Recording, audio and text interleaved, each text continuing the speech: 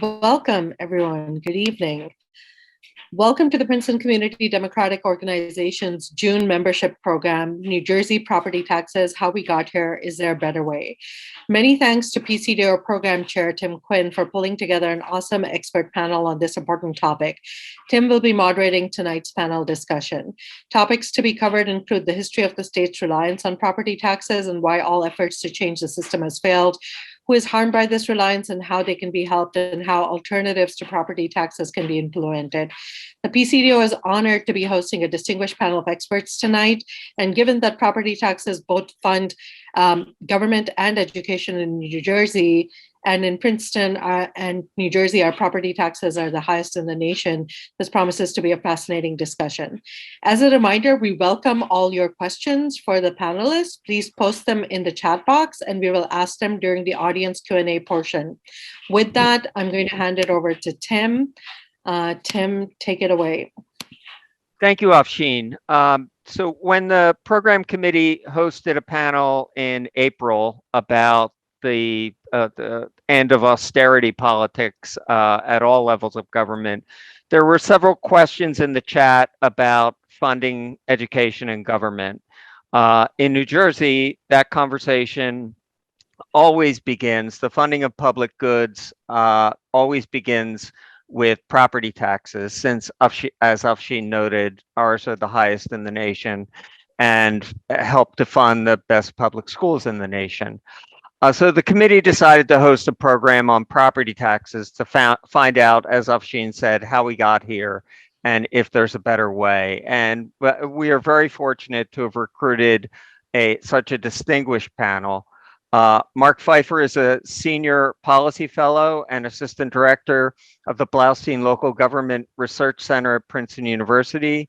He served as a local government administrator and spent 26 years working for the state's Division of Local Government Services, where he was involved in two of Princeton's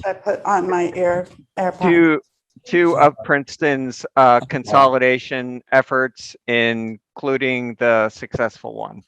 Brandon McKoy was named president of New Jersey Public Policy Perspective in 2019 after working as the organization's director of government and public affairs, designing and implementing outreach, advocacy, and government relations activities. Offering a national perspective is Kamolika Das, state policy analyst for the Washington, D.C. based Institute on Taxation and Economic Policy, who previously worked on progressive issues for both the D.C. Fiscal Policy Institute and for Prosperity Now. Though she is joining us from the nation's capital, Ms. Das grew up in Monmouth County, where her parents still live. So I thought we'd start with a foundational question for all our panelists. And first, thank you all so much for agreeing to participate. We are honored to have you. And for this foundational question, we'll go in alphabetical order, starting with Ms. Das, then Mr. McKoy, and Mr. Pfeiffer. So the question is property tax a regressive or a progressive tax? Sure. Hi, everyone. I'm happy to be here. So I'll say, I think this is a somewhat complicated question, but if you're just looking at effective tax rates, as in who pays the highest property taxes as a share of income, we see that property taxes are regressive. Since property taxes are based on home values rather than income, very disconnected from any ability to pay considerations the way that, we see with income taxes. So in terms of just sheer numbers, New Jersey residents making less than $100,000 pay somewhere around 5.3% of their income on property taxes, while the top 1% only pays 2.2%. Obviously this makes sense. Probably don't need to go into it because even though higher income households typically own more expensive homes, those homes represent a smaller share of both their income and wealth. That being said, I do want to differentiate between, the property taxes aren't regressive in the same way consumption taxes are, as in it's not always undesirable to have the higher property tax payments. When you think about the fact that homeownership can help families build wealth, and that the higher property taxes result in, better school quality, public services, and so on. So, we see across the nation, there's sweeping proposals to reduce property taxes, but they always end up primarily benefiting wealthy, typically white homeowners. And I'll keep it short. Thank you. Mr. McKoy. Good afternoon, or rather good evening, everybody. Great to be with you. Thank you for joining on a Sunday evening. I really don't have much to add to what Kamolika said. She really phrased it really perfectly. Yes, I mean, property taxes are regressive, but the ways in which we have sort of discussed addressing that challenge has not historically been to make them any more progressive. It's often been to benefit those who are wealthier, those who are able to have larger homes, what have you. And so while the incidence of property tax is regressive, we need to be really, really smart and more considerate about targeting the folks who are paying a higher share of their income to property tax. Also being really smart to look at basically the value of homes and how that is different depending on communities that the home is in. For instance, the value of homes in Trenton being very low compared to the value of what would be the same exact home in, say, a community like Jersey City. It's a difficult problem because there's often a lot of sort of one size fits all approach to it, and it's a very local issue that has a lot of local effects and features. But yes, Kamolika said it perfectly. Yes, they are. Thank you. And Mr. Pfeiffer. So good evening, everybody. It's nice sort of to be back in Princeton. Many of you know, I have a long history, and I actually was a resident for a while in the late 80s and early 90s. So anyway, I'm going to take a slightly different approach, and I'm going to say the answer is both. It's progressive and regressive, kind of taking off where Kamolika and Brandon went. It is regressive at the lower end, where property taxes were originally basically tied to income. If you had income that could afford to pay taxes, you bought a house, and you bought a house that was consistent with the taxes that you were going to pay. Other than that, you rented. Now I'm speaking of going back, 150 years here. And that's how we evolved with that. And I'll talk a little bit about that in a few minutes. So it's progressive where you're buying a house that you can afford the taxes on as other carrying costs as well. So it's pretty good there. It's regressive where we have the challenges of that taxes have gotten so high, and the amount of tax we charge per $100 of assessed value has made it very difficult for low and moderate income homeowners to buy housing, because we don't build a lot of affordable housing. And we have the ability to make it a little more progressive for them by engaging in public policies that can provide subsidies on taxes. So, for example, in theory, we could provide, like we do the earned income tax credit on low and moderate income households. Well, we could do something like that on property taxes and adjust it through income taxes. So it's one of those things where it can be both at the same time, depending on where you are, on how much home you have, and what your income is. So that's my point on it. Thank you, Mr. Pfeiffer. And we're going to stick with you.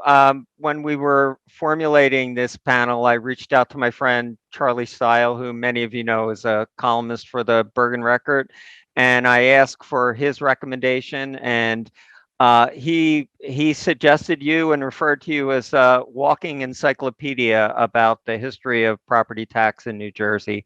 So the question for you, and the others can join in if they'd like, is how did municipalities in New Jersey come to rely on property taxes to fund schools and government? So this is a remarkably long story, and I'm going to try to keep it as concise as I can with touch key points on it. The first thing to realize is a point from evolutionary biology, and it's sort of glib, but if you'll forgive me, it's the notion of things are the way they are because they got that way.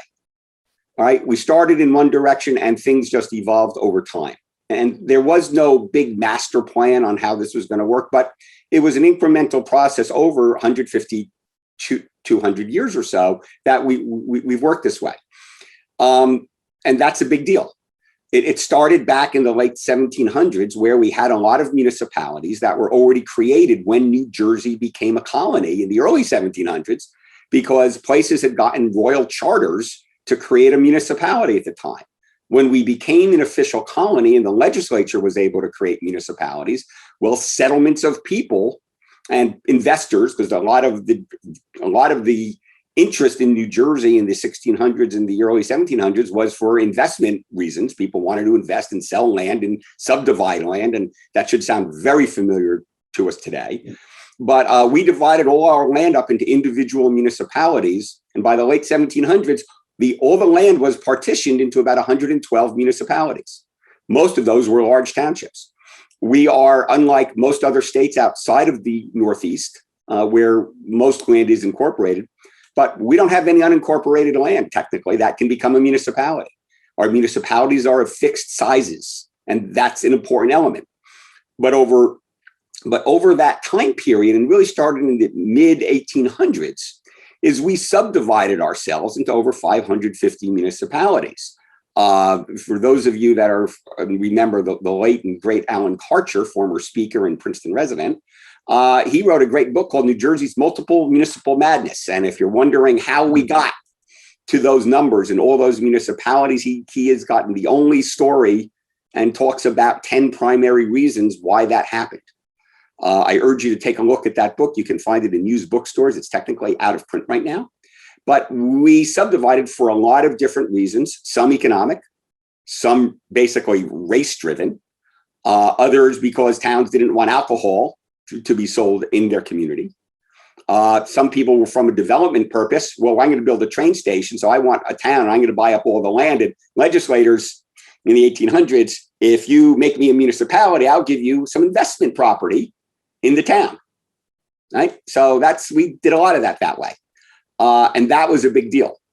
But each municipality, when they were created, not only got a municipal government, but they got a school board. And we had no statewide taxes. In fact, we did not have any statewide taxes until the early 1960s, when we imposed the general sales tax. So the state really didn't have a tax collection process. So the only way for those municipalities, boards of educations and counties to get funding was through a property tax. And I can tell you in some of the reading I've done, you go back and you find vicious local property tax fights going on in the 1850s, 1860s, 1870s. And a lot of those were because the farmers didn't want to pay for amenities in the villages in their township. And as a result of that, we had some folks partition them, get their own municipality made because the village people wanted to pay for schools. They wanted to have sidewalks. They wanted to have some kind of paved roads for their horses. And all the farmers just cared about roads to markets. They didn't care about any other services. So we had a lot of that going on. And that was a big deal. And also back then, because it was administered locally, tax collectors and tax assessors were significant players in their community, and they were actually elected. We stopped electing collectors and assessors as recently as the 1960s. Up until then, they were elected people. And in some cases, we had boards of assessors where there were 3 people elected to set property values. So that was a big deal. And like I said, lots of complaints about property taxes. People have been complaining about property taxes since the first tax was imposed. A couple things about the property tax and why the property tax has endured so long is that it's a very reliable producer of revenues compared to other taxes. You set a levy, the governing body, that the taxing district, as we call them, they go through a budget process. They set the difference between how much they're planning to spend, what their local revenues are, and the difference becomes the tax levy. And a rate is set based on the value in the community that the tax assessors have set, the amount of money they need, and it's apportioned up between everybody equally. So it produces very well. You get the revenue you're asking for. You don't have to do estimates as the state does, for example, for income taxes, where some years they anticipate an amount of income tax and they fell short. And in other years, like, 2022 budget, they got a lot more money than they expected. So it's a very reliable tax from an economic standpoint. Similarly, it's efficient to administer. Compared to other taxes, it's relatively low cost to administer and enforce collection on. Only the municipality carries the risk of non-payment. The schools and counties and any other taxing districts, like for special taxes and for special assessments for open space and things like that, they don't worry about people not paying taxes. That's left with the municipality, which is good in a sense, because only the municipality has to allow for what we call bad debts, because there's always some people that don't pay their taxes, but we actually create an allowance for bad debts, just like a business would that's setting a budget. We call it, for our budgeting purposes, a reserve for uncollected taxes. But that ensures the municipality is collecting enough taxes that the school will have enough money to pay its bills, the county will have the same, and the municipality itself. And if the municipality manages to beat its collection rate, the amount it anticipates in collecting, that difference stays with the municipality. So that also gives municipal officials incentives to run their tax collection and tax assessment offices very effectively, because the better a job the collector does, the better a job the assessor does, is that the more reliable their revenue is going to be, and the lower amount they're going to have to allow for bad debts each year. So that's important as well. The 1948 Constitution was a seminal point in how we manage property taxes. And as I said, it's evolutionary, but sometimes you get evolutionary shocks where something big happens. Well, that was our 48 Constitution, where we said that statewide, all property taxes have to be administered on what the Constitution calls a uniform basis. That means properties have to be assessed at the same level of value. All right. And we normally call that the assessed value, and we have the equalized value, which is all properties at 100%, which I now know that Princeton is familiar with. And that has its own interesting opportunities and challenges. And tax rates are the same for all classes of property. We can't have a different tax rate for commercial properties or a different rate for residential properties, or say, okay, senior citizens, we're going to give you a different rate. Everybody is uniform based on the Constitution. Now, that sounded like a really smart policy in 1948, because up until then, there was a lot of playing around with assessed values and how people were assessed. This was intended to professionalize the process and make sure we were consistent going forward, that everybody basically paid at the same rates. And that's an important deal. We are finding, however, that maybe in today's environment, where things have changed significantly, we can talk about that in the next question, I think, that maybe that's something we ought to be looking at as a way to try to maybe solve some of our problems. But that's how we got to where we are. It's an important issue. I suppose I should mention one other thing, is that in the 80s, where people started to see that the property tax was inequitable, for example, for senior citizens, and we can talk more about that later if you want, and low and moderate income homeowners, we decided to create some tax breaks. So in 1976, we created the income tax for other reasons related to school funding. But we also said, okay, we're going to start giving people rebates, right? If you're paying too much in taxes by some formula, well, we can send you a check. Well, you still pay the same amount, but the state can give you some money back. We've done that through income taxes as well, where we basically provide credits on income taxes based on how much you pay in property taxes. We've provided property tax credits on the tax bill as well. We started doing that in about 2011 and 2012. But those policies have not always been easy to administer well, because there's a distinct challenge because property is owned by people, individuals, more than one individual. Income is paid by individual people, and connecting those two administratively and through the administrative processes is not an easy task to accomplish, and add some bureaucratic red tape to that endeavor. I will stop there, and if you want me to go into deeper dive on any of that stuff, we can do that during the Q&A portion. Tim? Great. Thanks so much, Mark. So Mark touched on this a little bit, and I'd like Brandon and Kamolika to talk about who is harmed by this reliance on property taxes, and how can they be helped? So if you'd like to start, Kamolika, and then Brandon. Sure. Yeah. Okay. Well, I'll start by saying that sometimes we hear these blanket statements about property taxes being too high. I definitely hear that from my parents a lot. But, I think we need to be very specific about whom, the system is harming and to what extent. So, first of all, everyone's paying property taxes, either as a homeowner or some portion of rent that gets passed on. And then also some share of property taxes paid by businesses is passed on to consumers. I'd say the current property tax system definitely harms lower income families, but more specifically Black and Hispanic families in New Jersey, both as homeowners and renters. In terms of homeowners assessments, which I believe Brandon is going to go into a bit more, they systematically overestimates the value of Black and Hispanic owned homes because they never account for racial bias and neighborhood characteristics that actually lower the market value of these homes.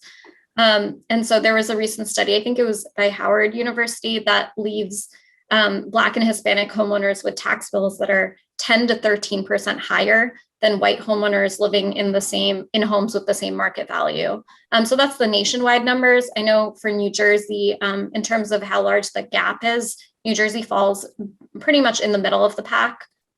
So in other words, Black and Hispanic homeowners are screwed over twice. So first, since their homes are devalued because of racial bias in the market, and then again, when the tax assessments overvalue their homes, and then they have to pay the higher property tax payments compared to the value of the home. And then on top of that, jurisdictions with lower property values and smaller property tax bases, they have to then pay relatively high effective property tax rates just to raise enough revenue to adequately fund education. Or on the flip side, they're just not able to raise the same amount, which obviously leads to other systemic issues.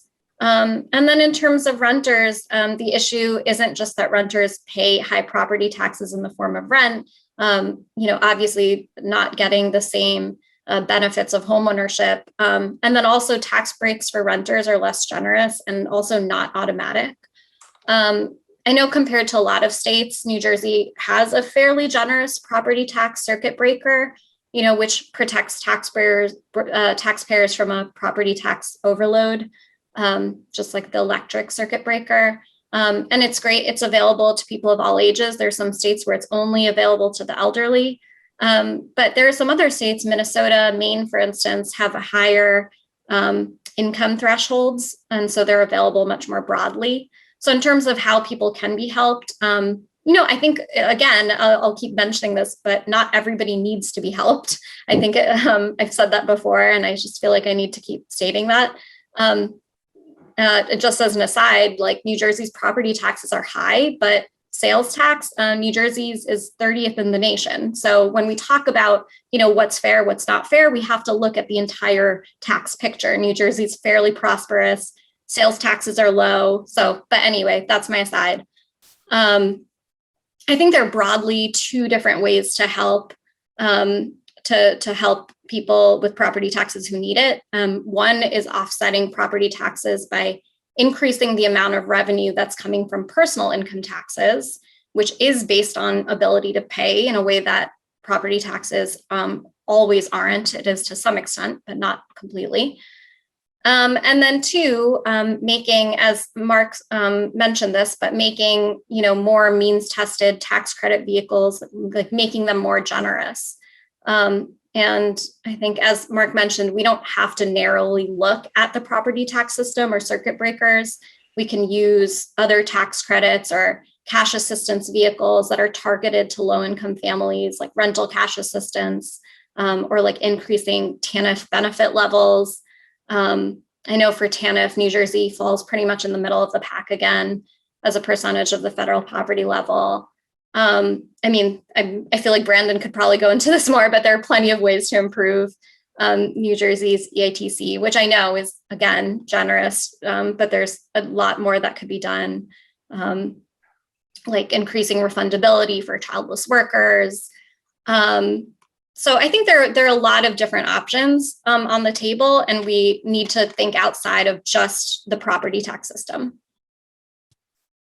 Yeah, I just really want to plus one everything Kamolika said, especially with regards to looking at the rest of the tax system. We get very focused on property taxes in New Jersey because they are relatively high, but as she said, other taxes in the tax code are relatively low to other states in the equal fashion. And so, when we think about, the fact of the matter is that a lot of money comes in through property taxes. I think it's approximately 30 billion-ish a year. Mark can correct me. But that's a lot of money to try to make up elsewhere. If you want to, for instance, cut, everybody's property taxes in half, just roughly speaking, cutting $15 billion from total revenue, making up $15 billion in income taxes would require significant income tax reform. It would require way more taxation of the wealthy at higher levels, way more brackets. I'm not saying it's impossible, but those are political challenges as well as dealing with, a constituency that has significant political power. And so as we think about how do we address, property taxes and who's most harmed, everything Kamolika said about, sort of the racial disparities that exist. We also need to keep in mind who owns homes in this country versus who rents. The home ownership for white Americans is nearly 75%. I believe it's 72% actually. Whereas the home ownership rate for Black Americans is 41% and for Hispanic Americans is 47%. So we're even in the dent of looking at this issue, you are looking at a population that is more likely to be white. And that just has racial equity issues with regards to overall impact at the end of the day. Also, as Mark noted earlier, there's obviously issues with regards to individuals who are elderly and therefore often have, fixed income.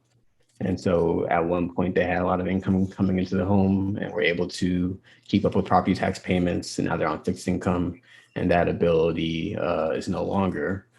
But this is also a relic of an old property tax system.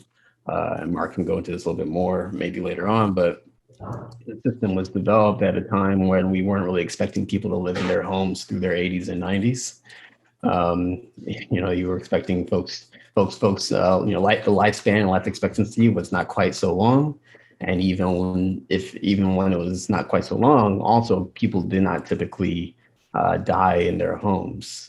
There was a lot more usage of elderly care facilities and things like that. And so now we're in an era where people are used to and almost expect to die in their homes. I want to stay in their homes, for way into older age, and that creates a crunch on the housing market. Because at the end of the day, like it or not, and especially in America and the economic system we have, housing is a commodity. And so as people stay in their homes, that means that that's less supply for other folks who are aging and advancing in their careers and creating families, and not having sort of this, cycle of people buying a home, then moving out. No one's moving out, therefore you're creating more constraint on the system. And especially in a country, and specifically our state, that's not building housing at the rate that it should be, then you end up creating really bad situations overall, where no one's happy because people are in their homes. Property taxes are going up because your home value is going up, but your ability to pay is constrained because now you're on fixed income. And then for those folks who are looking for homes, they can't find anything affordable because nothing is being built. So I think part of this also has to do with what are people's expectations of owning a home. Is your expectation that once you buy a home, you will be in it forever? That's going to create problems elsewhere. And then also, is your expectation that, even if your home is worth high six figures, maybe over $1 million, do you still want to have property tax relief? Yeah. fact of the matter is, you're still probably top 10% of folks with regards to wealth and income in the state, or at least with regards to just general wealth and the value of your home. And so when we think about the groups that need maybe financial and economic assistance the most, people who have high value homes, I can give you my parents are a perfect example. I grew up in South Orange, which is a pretty upper upper class community. Their home, they bought it for $200,000 to $300,000 about in 1992. Eventually, I didn't graduate until 2009, and so by the time they were ready to sell their home about 4 years ago, it was worth about $850,000, and they were paying $25,000 in property tax. They had to move. That was just the fact. They had to move and find a place to downsize. Unfortunately, they were not able to find a place to downsize in South Orange. They had to go to West Orange to do that, a whole 10-minute drive. But thankfully they were able to do that. But that's because there was a housing stock that was there for them to take advantage of. And if we're not going to build housing, to at least give folks the opportunity and the possibility to move out of their home if they need to, then this is just going to create more political challenges for us going forward. Thank you, Brendan. And I think, Mark, you wanted to add something. And if you can hear my dog, I apologize in advance. So Tim, I've just put a screen up, and this kind of shows, goes back to Brandon and Kamolika's point about how much is too much in property taxes.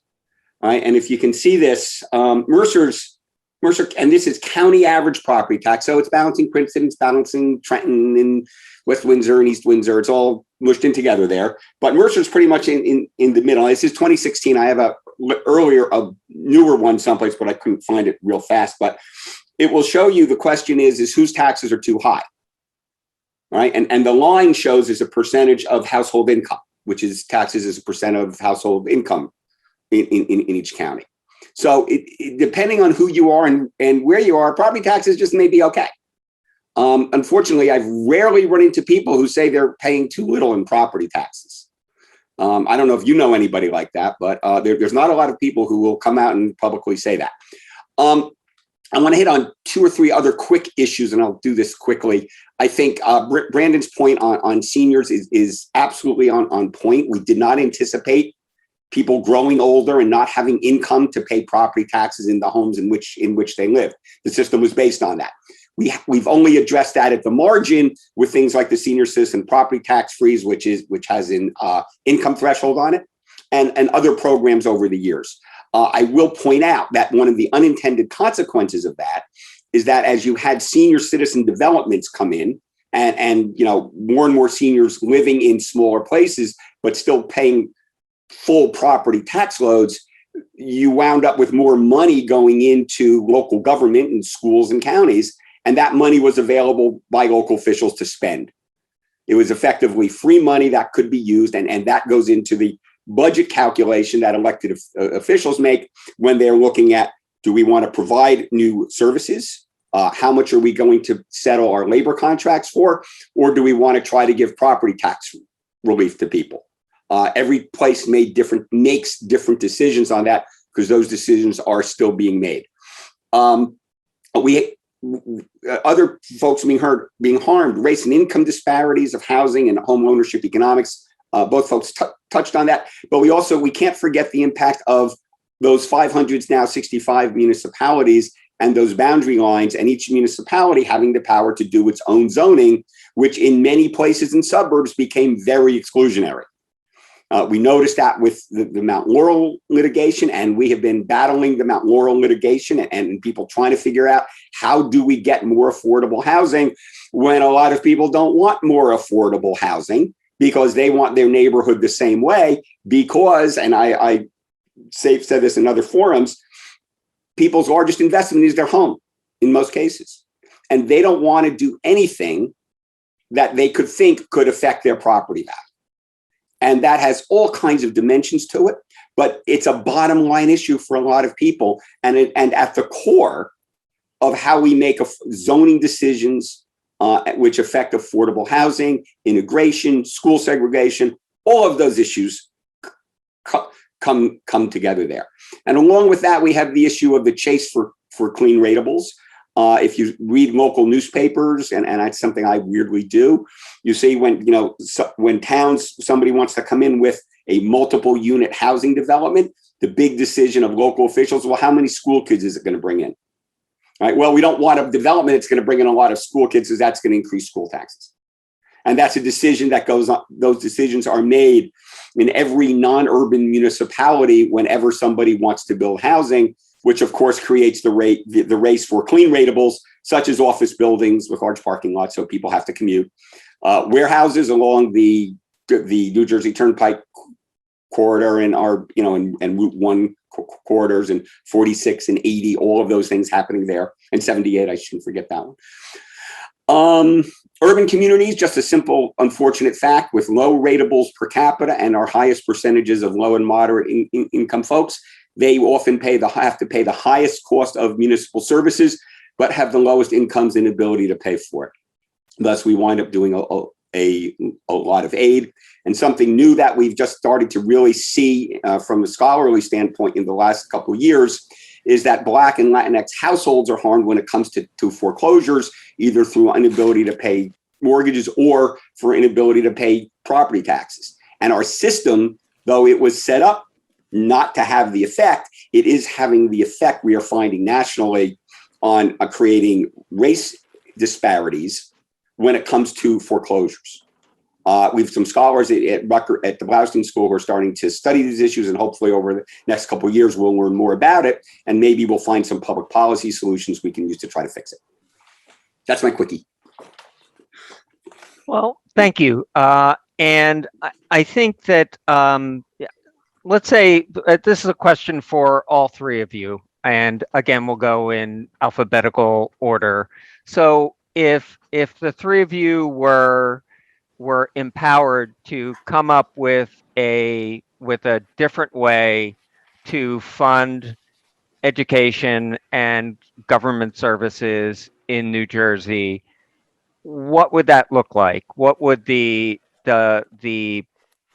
basically, is there a better way to pay for schools and government in New Jersey?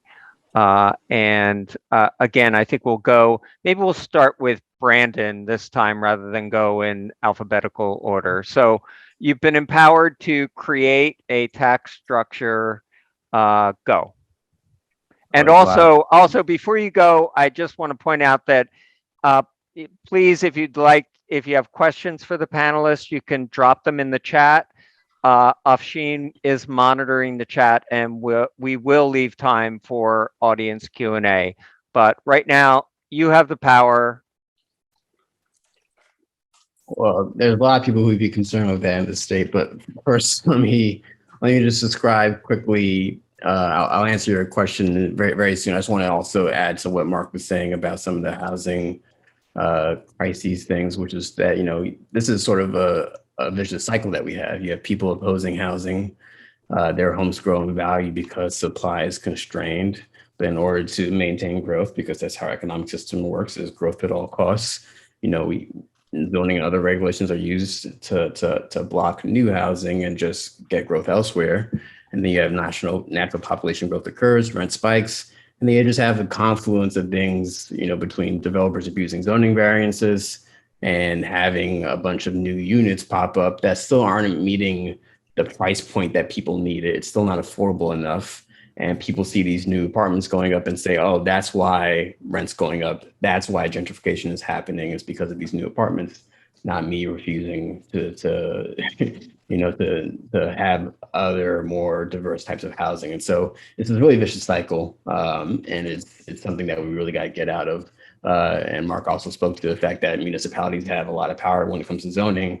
When I was at Bloustein, we had like a summer dance or something, but we sold T-shirts, and the T-shirt said, "Home rule is the only rule." That is what New Jersey is all about. And unfortunately, that's really been our big challenge, is that municipalities have so much power around how zoning occurs within their borders, and it makes it tough to tackle things from a regional perspective. Whether you're talking about housing, you're talking about transportation, you're talking about schools, whatever it may be. So that is something that's always in our way. But if I had the power to create, a different taxation system, I would try to shift things a little bit more to the county level. You see that in places like Maryland, where counties have more responsibility for services and funding of education. That can create headaches elsewhere on, in education that would require things like more busing. And some folks very much so oppose busing, right? Some folks really want community-based schooling. But if you have more county-based services, that could really help with regards to more efficient deployment of dollars and resources. But at the same time, we're a populous state, we're a dense state. No matter how you structure these systems, we're not going to reduce the number of people who need service, right? And that is really the thing at the end of the day for me is I think people are trying to get out of or get away from the fact that you get what you pay for, honestly. Is there some redundancy in the system because, every town has to do its own, has to have its own fire trucks and its own police and its own school board and stuff like that? Yes, for sure. There's some redundancy in the system. But I think people sometimes overstate and think that it's way more than it is. You're not going to get as many savings as you think. And when it comes to how would you reduce property taxes, it's a little bit of a rough, assessment, but it basically comes down to three things. Either you build housing and then you have more population to spread out, the tax responsibility, or you combine with another municipality, which you all have already done in Princeton, right? And you've seen some benefits to that, but also limited benefits. And there's lots of towns in New Jersey that have no interest in that. Like I said, I'm from South Orange. We're right next to Maplewood. We share a school district. We share a high school. And if you said to those two towns we should combine, they would look at you like you're crazy. They would say, no, we're two totally different towns with different cultures. You're not combining us, right? So you could combine towns or you can reduce services. And I don't really know too many folks who want to reduce services. I don't really know too many folks who want to go from 2 days of garbage collection down to one.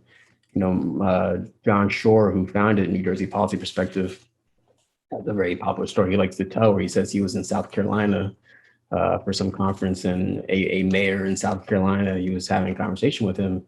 And he said, oh, you have a lot of New Jerseyans moving down here. And he said, yeah, you can have them back because they want their trash picked up twice a week, right? And that is just, there is a certain expectation of service and that does not come cheap. It does not come free. And again, it's if we want to talk about balancing out where we raise revenue a little bit more, and okay, maybe we reduce property taxes, but that requires a bit more on the income tax side, or other areas, or maybe a bit more on the corporate business tax side, or reforming capital gains tax a little bit. We can have that conversation. I would love to dive into that, as a think tank.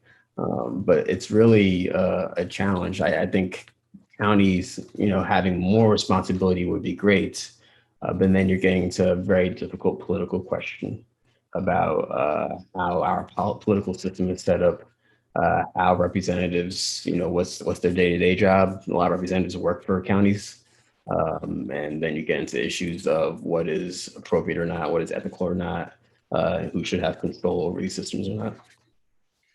So I'll throw in a couple things. It's that we haven't changed things, but it's not for lack of trying. Roughly every decade or so, governors or legislatures have embarked on some kind of a study process to figure out how to fix property taxes. The fact that since the 80s, every decade or so, we have done something significant to try to figure it out, and we haven't. We find stuff around the edges. We're good at dealing with stuff on edge cases, and policies like our rebates came from that, and more shared services have come from that. But other changes have helped, but it's hard to do. We simply haven't found a better way or more efficient, from a tax efficiency standpoint, an administrative system that works for 565 municipalities, 21 counties, and over 600 school districts. We have tried to do those things. Any change of significance, all right, would be disruptive, and getting elected officials at the local and state level to accept those types of risks is really, really hard to do. Change is hard, and if you're talking about changing property taxes around, some people are going to pay more And those are the people who are going to be voting against those ideas or going against those legislators who are promoting those ideas. So this is a case in public administration. We talk about the art of muddling through, which is where you make incremental changes as the need for change presents itself. That seems to be where we are. We just haven't found a way where we could get to make decisions or change the drivers of those decisions in a way, because generally speaking, and our friend Pat Murray at Monmouth University Survey does a regular annual survey of quality of life of New Jersey. And for the most part, numbers run between 65 to 75% of people that they are very satisfied or just plain happy with where they live. And if property taxes were that big a deal, that number would logically be lower. So it's tough. Tim? Oh, should I jump in here? Oh, yeah. I'm sorry. Oh. Yeah, no, I think that's very true. I was talking to a group in Mississippi last week, and, they're sitting here talking about privatizing their state parks, having like a child support system that is just completely, falling apart. So I do think that, all of this it's a reasonable question. And of course it makes sense to worry about these property taxes, but I do think that remembering the quality of life is really important. And I think like this whole discussion also speaks to this fundamental contradiction in our desires. And I think, as Brandon said, our expectations about housing, because like you can't have homeownership be this low risk investment strategy, without it becoming less and less affordable over time. Like those things are, they oppose one another. So we have to figure out what we want to do. So in terms of, is there a better way? I think, again, to have a little bit of more context. So if you look at like across the US, localities in New Jersey are burdened with funding, over half, like 55% of education in our state. I say our state. I just went to New Jersey yesterday and came back, and I'm there all the time, so I'll continue to say that. And so that's the 17th highest if you compare it to other states that have struck a better balance. In Vermont and Hawaii, the state actually pays for over 90% of education costs. And then some of the states that pay relatively more, it's only because like the cities pay very little. So when I say that, we can kind of mimic other states, I don't mean in terms of adequacy, I just mean in terms of that breakdown. And then increasing that state share of education funding, really based on ability to pay, as I keep saying, that can help lower the burden of local property taxes. I don't know how administratively you do that. That's not something I can really speak to, but it just seems like there's a trade-off there that can happen. I'm very much aware New Jersey's already ahead when it comes to some progressive taxes on the wealthy, and that New Jersey just passed the millionaire's tax in September. So there might not be much political will, but that's a practical answer. And it makes sense because wealthy households, they've been receiving billions of tax breaks after the Tax Cuts and Jobs Act. Just in terms of numbers, the top 5% is saving nearly $16,000. I wonder if he. So Tim came back to us. We lost him for a bit, but he's back. It's not. Hi. Wait. Okay. Hi. Sorry. Should I keep going or? Yeah. Please keep going. Yeah. Okay. Great. And then I think another thing that New Jersey can do is to bring back its estate tax that was phased out a few years ago. It wasn't that long ago that the estate tax exemption was capped at $675,000, and now we don't, see any profits from that at all. I realize that New Jersey still has the inheritance tax, and so this affects like a minute number of estates, right? Throughout the nation, it's 2.56% of estates that owe any type of estate taxes. So that's another way to really, advance racial equity, deconcentrate wealth. And then before anyone mentions it, I'll just add that Oregon, Massachusetts, they both have these estate tax state exemption set at $1 million, and there's been no millionaire migration. That does not happen. So anyway, I can keep going about there's so many different ways to actually bring in revenue. And, you know, those are ways that we can kind of uphold, like really just change this whole system. It's really about whether or not there's the will to do it and how it'll actually get done, all the details. Thank you. I'm sorry for the interruption there. We lost power. So our next panel will be on infrastructure and the electricity grid. And that'll join us in September or October for that one. So we had a question, and I thank Mark for going into the history of why all calls to change the system have pretty much failed. And thank you for sharing your thoughts about how you would fund government. At the April meeting on austerity, Sheila Reinerston, who is Brandon's colleague at New Jersey Policy Perspective, offered the opinion that legislative change on New Jersey's reliance on property tax had, quote, zero chance of happening. So if that's true, and given that we have a judiciary in New Jersey that's been very active on issues like housing and school funding, do you think that some sort of court challenge would be inevitable? And if so, what do you think the odds are that such a court challenge would be successful? And since I invoked the name of his colleague, we'll start with Brandon on this one. Yeah, so I think first it's useful to remember that those court challenges were over 30 years ago now. Mount Laurel and the Abbott districts. So the landscape of the court and its role in political life in New Jersey has changed a little bit.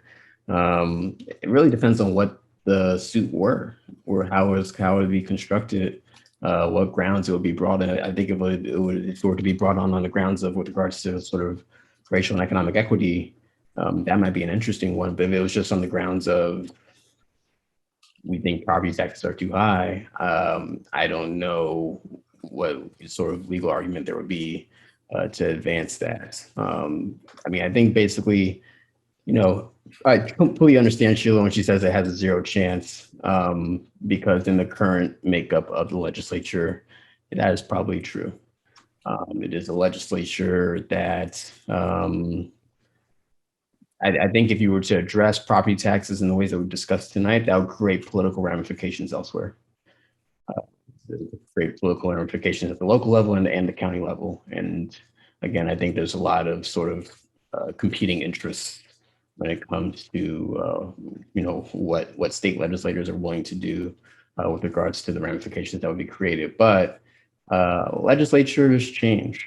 People come and go. The New Jersey Globe does a pretty good yearly review, and I believe that in the sort of the opening of each review, it sort of mentions the names of political figures who were massive 10 years ago.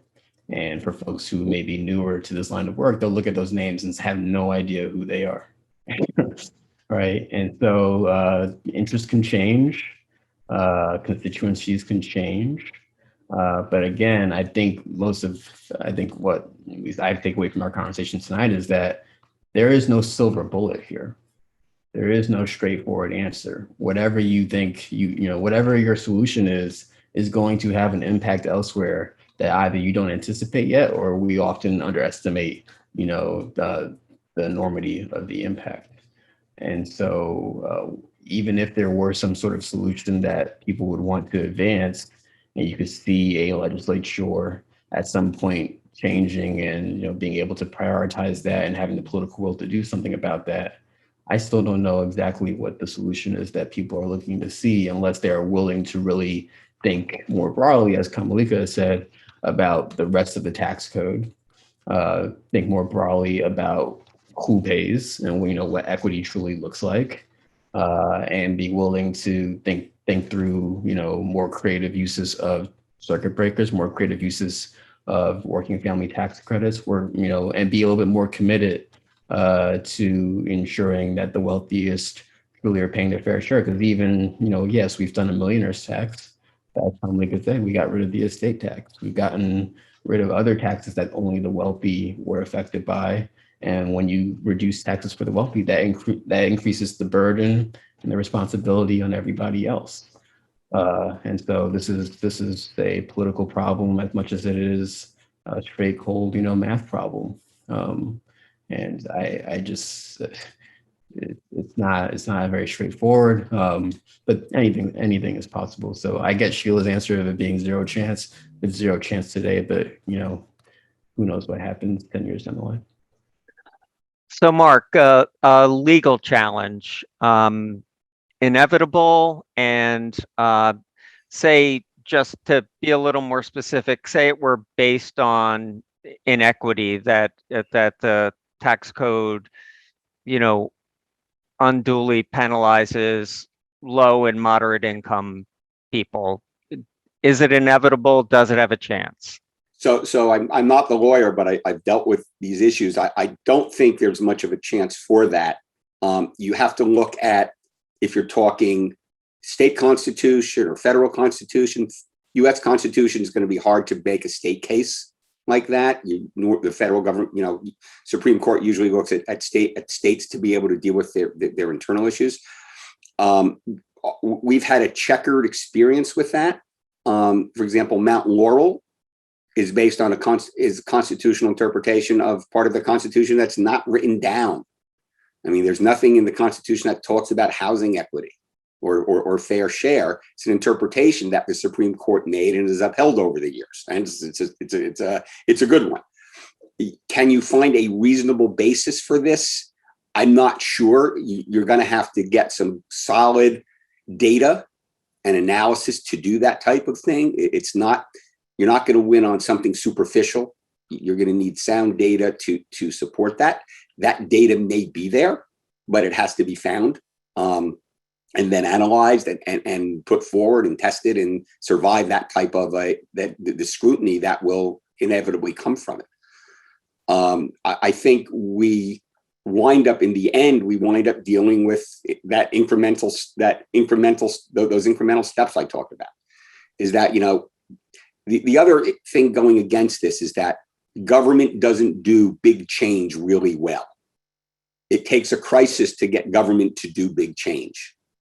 And until there's some type of crisis, for example, we got the income tax to reduce the burden on urban municipalities relying on property taxes to fund for schools because of a crisis that was created as a result of the Supreme Court interpretation saying that property tax to fund schools was unconstitutional. And when the legislature didn't act right away, the Supreme Court justice said, okay, we're going to close the schools until the legislature fixes it. And then within a month, we had an income tax proposal on the ballot for November. That worked, but it took a crisis, right? We respond well at a crisis. Otherwise, we are modestly proficient at making incremental changes. And I think some of the ideas that Brandon and Kamolika talked about are probably things that would be on the table when you'd say, okay, let's deal with this particular problem. All right. And maybe, I'm a fan of income tax circuit breakers. All right. I think that's a good solution. The problem in New Jersey with income tax circuit breakers is that legislators don't see that they get credit for it, because people have to pay their taxes up front to get the credit later on their income tax. And it's a year behind. So you have those types of issues. And I mentioned earlier that incompatibility between income tax-based policies and property taxes based on ownership issues is a really complicating piece of red tape.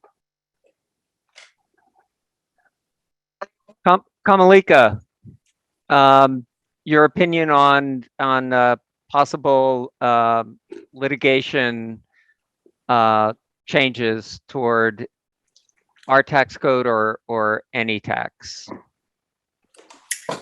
I'll say that's not my forte, so I'll just defer to what Brandon and Mark said on that one. Okay.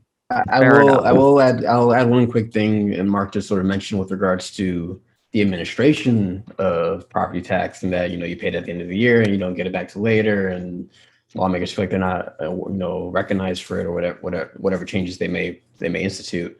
But that speaks to something that's a bit of a challenge with our broader system of tax administration in the country, which is that, like, imagine being at a restaurant and at the end of your meal, they ask you what you ate and then said that you need to tally up the total.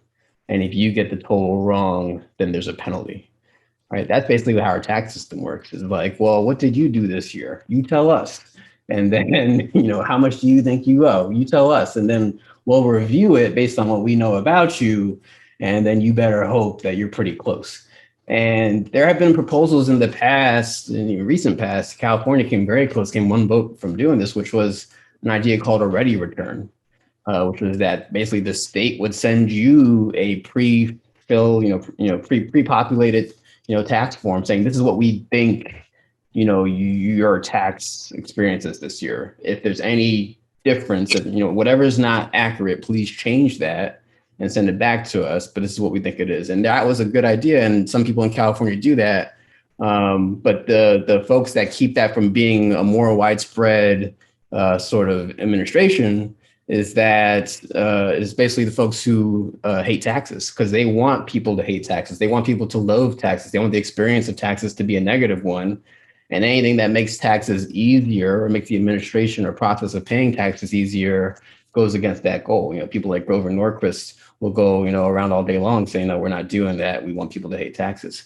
But we could have a less painful experience of, the process of paying your taxes, and actually put the onus on the states, or, state meaning the government, federal, state, local, or otherwise, to say, this is what we think your taxes are. And then you just tell us what the difference is, if any, because for most people, your taxes aren't changing from year to year. You maybe have 1 year where, you get a new job, or you move, or you have a kid or something like that, and then you mark that change. But for the vast majority of people, their tax profile is the same from year to year to year. And so that would create quite a difference. And then, something like Mark was mentioning with regards to, you could automatically apply a circuit breaker, right? The state would already say, oh, this is your income. This is the value of your home.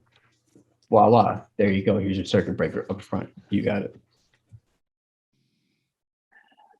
Thank you.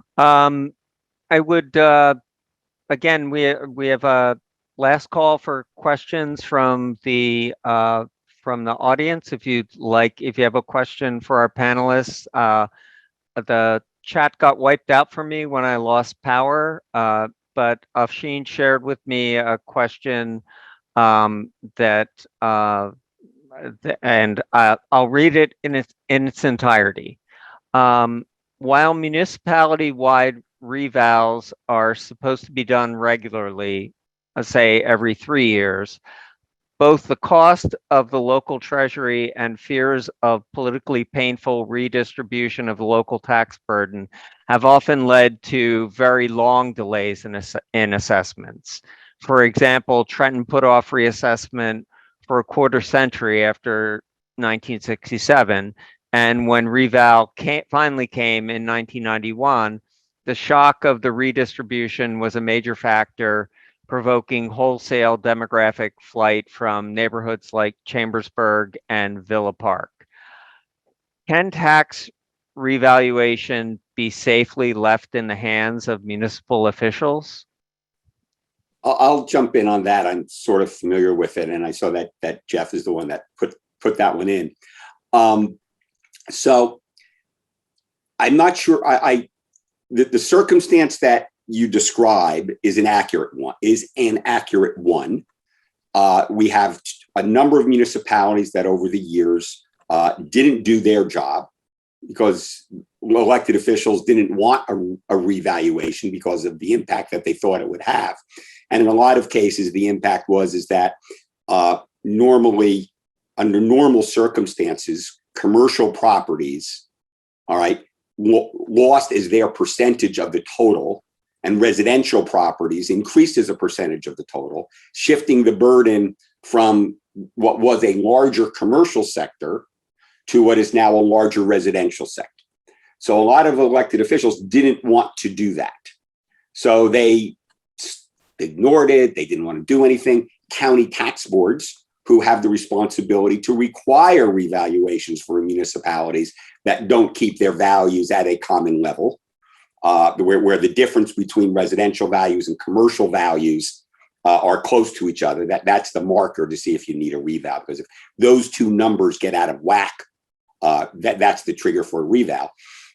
Some county tax boards didn't do what they were supposed to do because of the local political implications and pressure from local officials. They didn't do their job, right? So what we've seen in the last decade or so is one county, particular Monmouth County, got very innovative and started to do a different system where they actually revalue every year, where there's actually a compliance plan type process where everybody gets their properties up to market value every year. Somerset County has been doing it on its own, where they had a great county tax administrator, a guy named Rob Vance. He's retiring this year, but he has been working assiduously over the last decade to get his municipalities all on board to do annual reassessments. I live in a community that does an annual reassessment, and it seems to work fine. Right? It's not a horrible process when done right. Right? So we're seeing that as an option. And I've argued in a number of forums that we need to do more on property tax assessment. I think I put a note in the chat about that. We have new tools. We have better data. We have technology that lets us do those calculations at a reasonable level. And I think from what I've read, that's what's kind of happening in Princeton now. And we need to do that on a much wider scale. Because if you do it annually, you get a better result and you're more reflective of the market. And that lets the market respond better. Right? Does that need to be coupled with properties where the owners may not be able to afford their taxes, not because they bought too much house, but because they're an affordable unit and they can't afford it because of their income? Yeah, we still need those policies. We need to fix that as well. We need to take a fuller look at assessment and the impact that taxes have on different segments of society in order to make this thing work. End of rant. Thank you. I'd invite our other panelists to share thoughts on that if they'd like to. All I have to say is when Jersey City's reevaluation comes around, it's not going to be a pretty picture. It's going to be tough. It's been like 30 years. So yeah, we need to have it more often, but everything Mark said is completely accurate. Yeah. So I'm sorry, go ahead, Kamolika. No, I was just going to say that all of that makes sense to me. I think that part of the reason this is such a problem is because of how inaccurate these assessments become over time. Tim, there is a question in the chat. Terza Warman asked, if one does an annual property revaluation, wouldn't people's taxes go up more if property values go up? No, not necessarily. Because the revaluation doesn't change the amount of taxes that you're raising every year. That's set in the budget of the municipality. What happens is the distribution of that amount of revenue gets done based on everybody's new percentage of the total. Thank you. A couple more questions from the chat. So many solutions proposed tonight seem eminently sensible. And popular dissatisfaction with property taxes is high. How can we use that dissatisfaction and tie it to the promising solutions to create popular pressure for meaningful tax reform? I think this is a sort of what can we do sort of question, we who are not policy analysts and experts. Oh, that's complicated. Just can you? I didn't see that in the chat, Tim. Can you repeat that? So this was asked by Jane Manners, who's a member of the EB for PCDO. And so it's a little bit up in the chat. And again, my chat got wiped out. So, You should just put it back in the chat. so it Mark, you says, can see there. so many of the solutions proposed tonight seem sensible. A popular dissatisfaction with property taxes is high. How can we use that dissatisfaction and tie it to these promising solutions to create popular pressure for meaningful tax reform? I've a thought, but Kamolika, you were going to say something. No, you go first, Brandon. Maybe this is me starting at a little bit of a 10,000-foot level. But I think generally speaking that the politics around taxation are terrible, right? There's just this general assumption that people hate taxes, but people don't hate good schools, people don't hate good parks, people don't hate, smooth roads. And so I think just generally speaking, we need to do a better job of seeing taxation like anything else as a tool to advance our values and our interests. And see it as a tool to advance equity. That's me as number one. And that would make it less of a third rail in politics. That would make it less of a situation where politicians don't want to talk about it at all. And oftentimes when they talk about it with the assumption of, well, everybody hates taxes, right? And that just does nothing to help us have more comprehensive, positive conversation around what our options are. So that's just a general sort of framing thing, but Kamolika. Yeah, I think similarly, I do think that there needs to be a lot of like a change in messaging. We were talking about this on a different call, but just for instance, the way that we don't think about like mortgage, like any type of like tax deductions as subsidies. We think about, when people think about like, where's my tax dollars going to, people think about like affordable housing or public housing or something like that, but they never think about the fact that, people at the higher level incomes are usually the ones who are getting the most subsidies. I think that we often don't think about money that's getting wasted. In terms of, again, at that higher level on the spectrum, I know Brandon knows a lot more about this than I do, but, even if you think about like corporate giveaways, right? Like they're like on paper, New Jersey has, a somewhat fair corporate tax rate, but then there are just all of these loopholes and it just kind of continues to erode New Jersey's business tax revenue base. So I think starting to really look at, again, like the bigger picture, I keep going back to this about, where are the tax dollars going? What's it actually being used for? And then actually thinking very reasonably about when people talk about, oh, these taxes are too high, people often don't think about like, okay, well, what's left over? I think we talked about a family that might find their property taxes on their $2 million home to be expensive, but, that person has options, right? Like that person can move, that person can, there's still more options for that person as opposed to somebody, who's living paycheck to paycheck. So then we need to actually target all of the reforms around the people, who don't have options. So I think just trying to change the messaging around this would be a good start. I'll go back to a Revolutionary War saying, or pre-Revolutionary War, don't tax me, don't tax you, tax the guy behind the tree. Everybody wants lower taxes, but nobody really wants to talk about how that happens. Nobody really wants to talk about, I don't want to say nobody.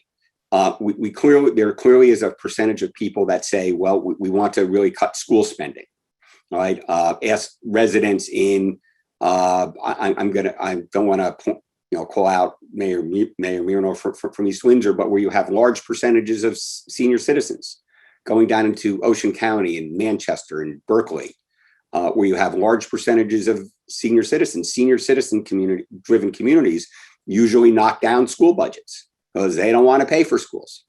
All right. But yet we know our educational system is one of the things that brings people to New Jersey, and people stay here because of that. So we have those challenges. So you've got a lot of different constituencies on, if you want to say, okay, you want to reduce taxes. Well, what do you want to reduce? Well, let's cut people's salaries.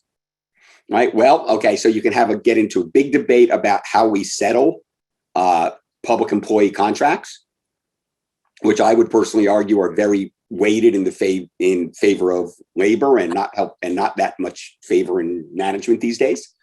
That's an evolution that we've seen, and I think it's a troubling one. It drives costs up. So that's an issue. What else do you want to cut? Do you want to cut parks? Do you want to cut garbage collection? Those are all interesting issues. And when people who want taxes lowered, you get them in a room and you start talking about, well, what do you want cut? Well, that becomes a problem, all right? Because they can't really answer questions, and local elected officials are facing that all the time. They're getting those questions, but then when people go, oh yeah, well, we can't all do that much. So we just want to control the increases, keep the increases as low as possible, right? Avoid development that costs more. Now we're talking about limiting families to moving into our town because they cost more in schools. So you get all these other ramifications that, everything is connected in this world. You push down on one aspect of it, something else is going to pop up. It's one of the things that makes challenging this problem a very wicked problem to solve. And that's why the incremental changes, focusing on solving specific problems when we have them, I think is the way we will wind up going. I don't see, big wholesale changes barring some catastrophic something happening. I would just add one thing to what they both said, because they were a little bit more detailed than I was, is that while we are a very diverse state, we're a very segregated state.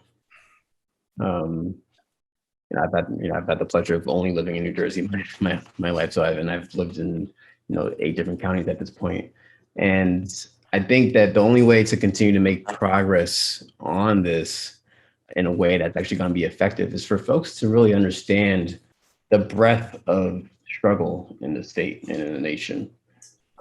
When you look at, I live in Trenton, when you look at, poor cities in the state, when you look at poor communities, you want to talk about state aid, there's not nearly enough. In Trenton had its state aid cut significantly under the Chris Christie administration and hasn't gone back to where it was. It is a city that 40% of its property, at least I think, is not taxable because state government buildings are on it.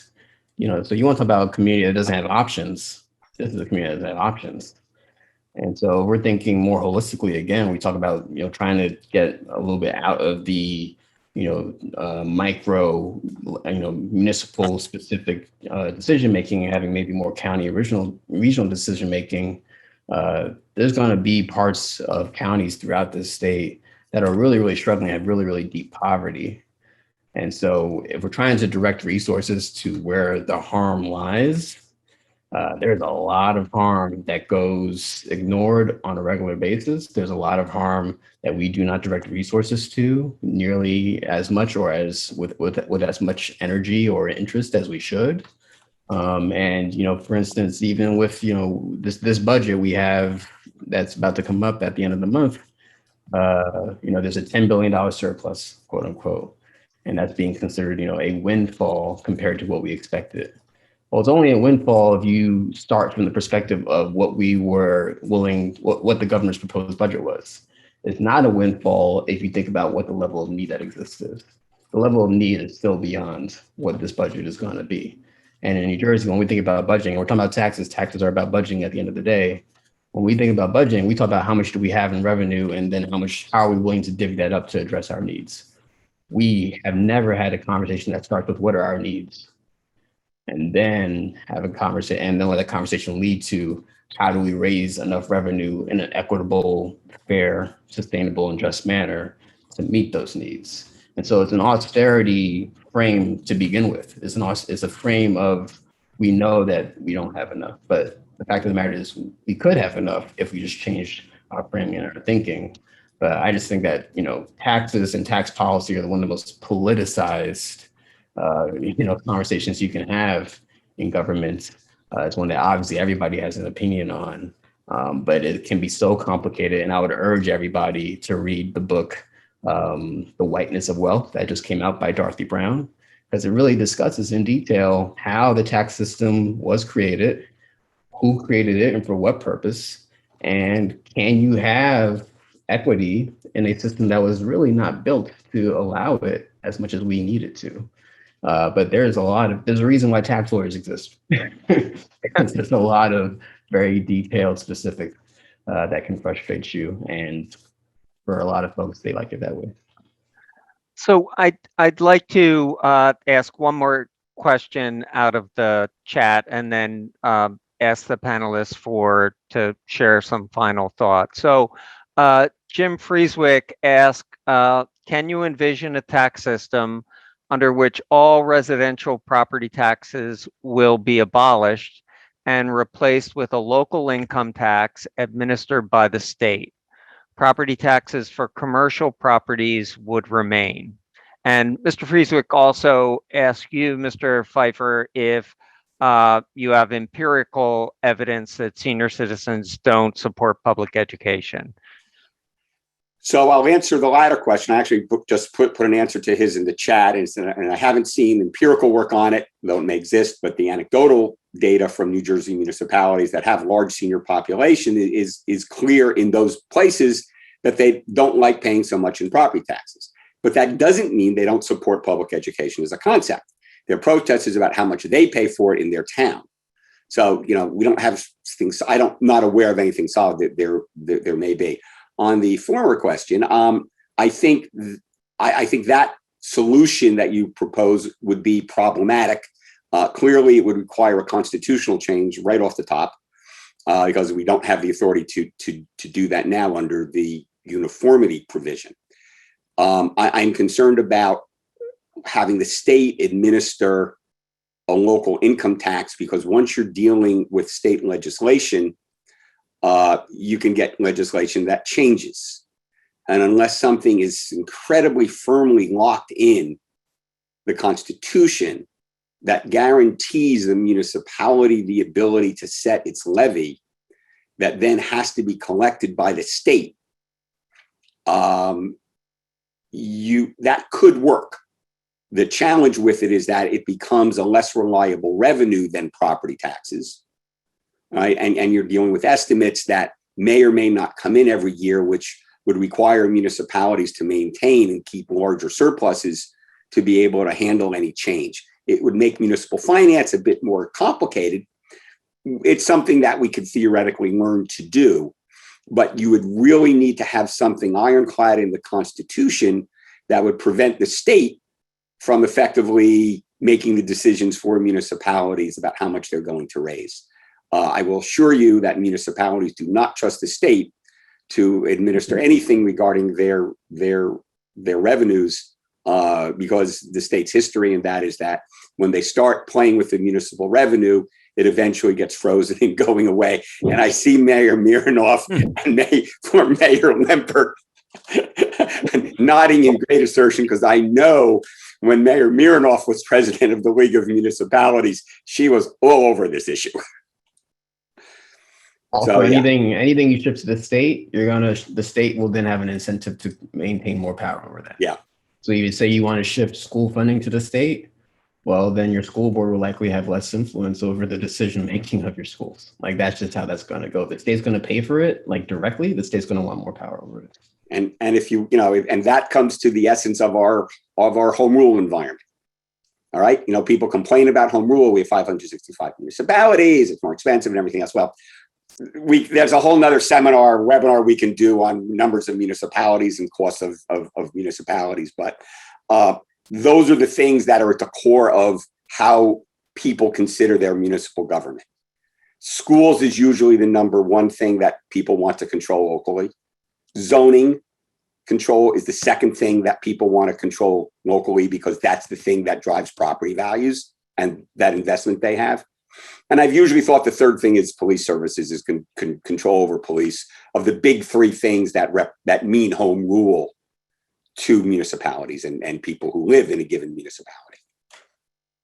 I also think that, we have, like, when you're creating a tax system, there are all these different tax policy principles that you want to be aware of and you want to balance. I think like an income tax, progressive income taxes brings equity, doesn't necessarily bring the same level of adequacy, it brings a lot of adequacy, I shouldn't say that, but like reliability, as Mark mentioned.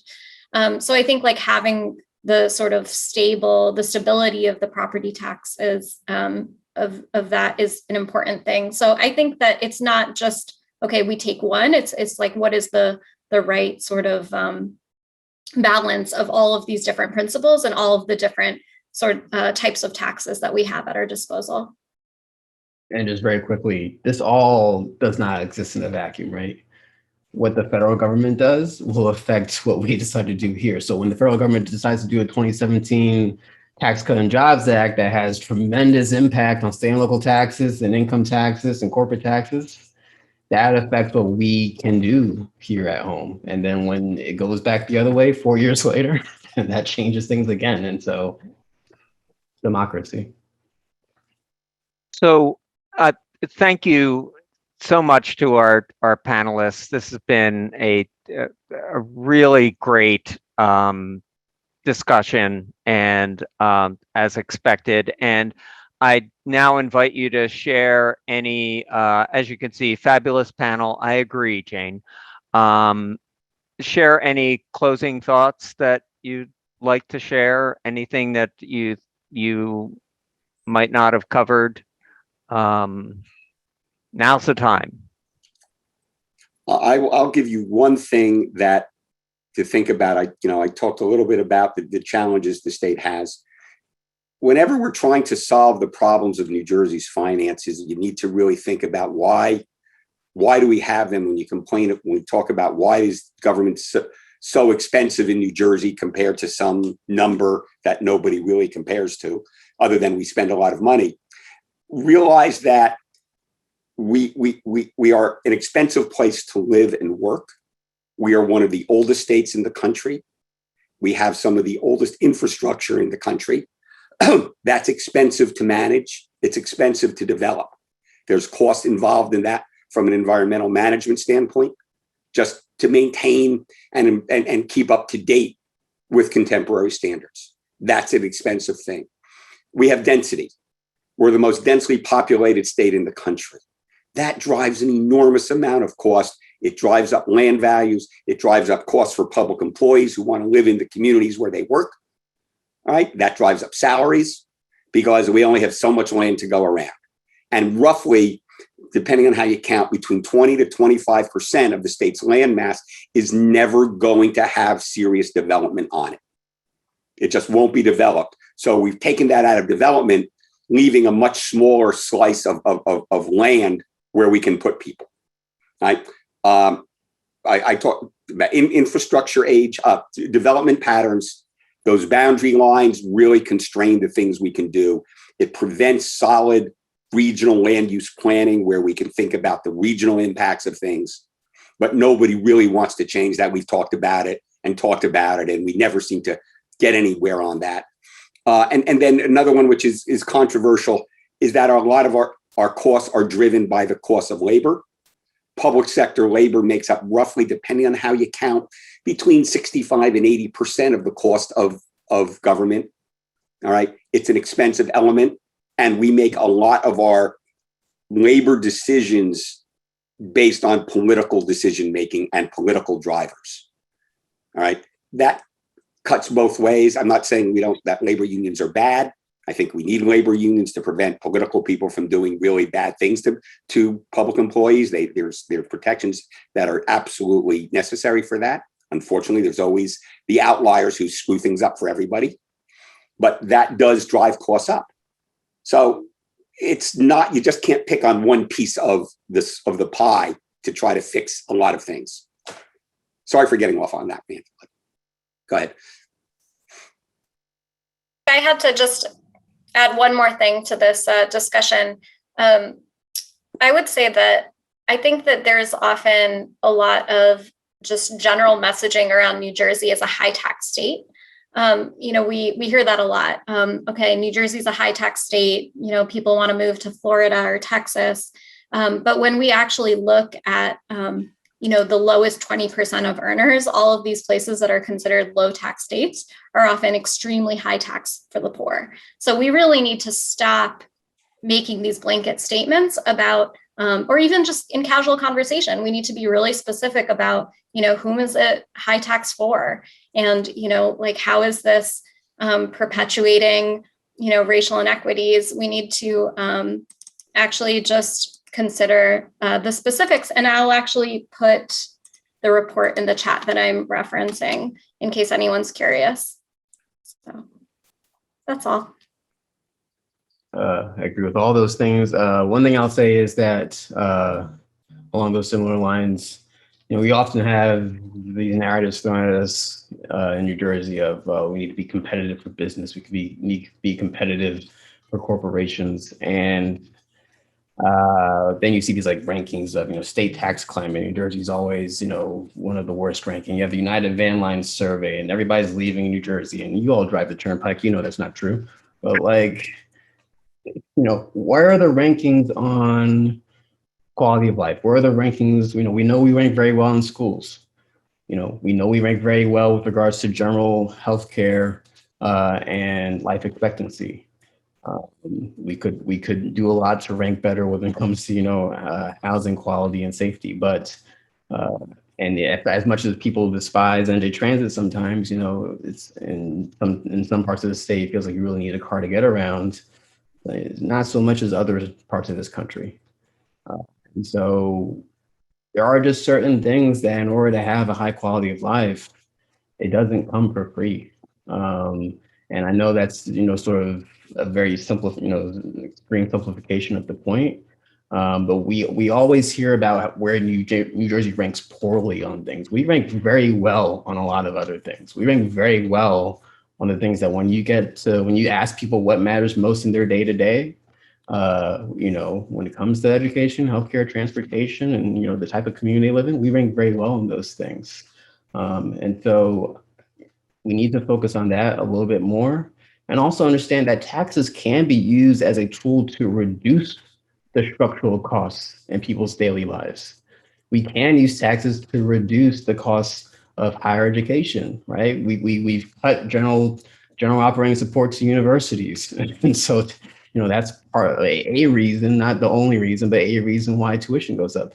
We could invest in transportation more, and then reduce the ticket to get on an NJ Transit bus or a train. And so it's not only taxes are going to go up, my life is going to be more expensive. Well, depending on who we're making sure provides their fair share, your life could be less expensive. Your day-to-day structural life could be more affordable here. So when we talk about affordability, it's not just reduce taxes, it's be more intelligent and considerate about how you deploy taxes to support the many assets and programs that we have in New Jersey to make life pretty darn good compared to other parts of the country. So I would just hope that, this has been a great conversation, because to me, I just find like 90% of conversations today to be either disingenuous or, straw man conversation or false choices all over the place. And so I appreciate being able to have a good conversation that's comprehensive and gets into the weeds a bit. But we need that more than ever when it comes to taxation and budgeting, because budgets are moral documents. Budgets are where we show our values. And when we say, hey, we're just going to cut taxes, what I hear and what I think everybody should hear is, okay, we're going to pull money out of the community. And we need to be a little bit smarter about how we do that and how we talk about that. Thank you so much, and thank you to the panelists again. I'm going to turn the meeting over to our president, Afshin Shamsi. And I really appreciate your participation, and thank you to all those who attended on a Sunday night in June. So, Afshin.